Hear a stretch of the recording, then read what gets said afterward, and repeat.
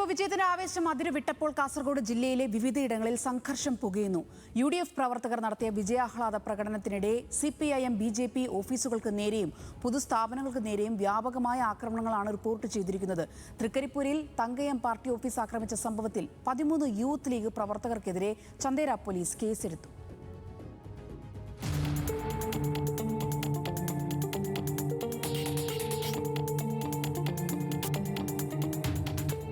വിജയാഹ്ലാദ പ്രകടനങ്ങൾക്കിടയിൽ CPM BJP ഓഫീസുകൾ ലക്ഷ്യമിട്ട് ജില്ലയിൽ വ്യാപകമായ ആക്രമണങ്ങൾ അരങ്ങേറി.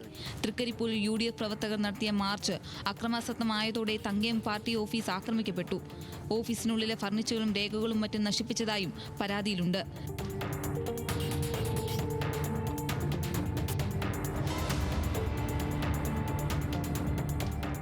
തങ്കയത്തെ ഓഫീസ് തകർത്തതുമായി ബന്ധപ്പെട്ട് 13 യൂത്ത് ലീഗ് പ്രവർത്തകർക്കെതിരെയാണ് ചന്ദേര പോലീസ് കേസെടുത്തിരിക്കുന്നത്. ആഹ്ലാദ പ്രകടനത്തിനിടെ ആസൂത്രിതമായ നീക്കമാണോ നടന്നതെന്ന് പോലീസ് പരിശോധിച്ചു വരികയാണ്.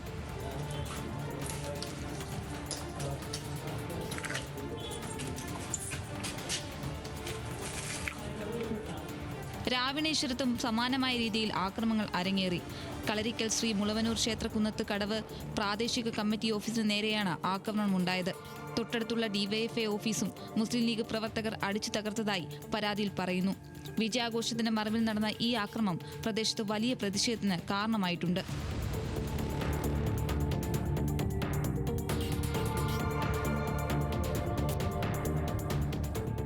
കാസർഗോഡ് പൂച്ചക്കാട് അംഗനവാടിക്കടുത്ത BJP പ്രവർത്തകർ നിർമ്മിച്ച വിശ്രമ കേന്ദ്രം UDF പ്രവർത്തകർ അടിച്ചു തകർത്തതായി പരാതിയുണ്ട്.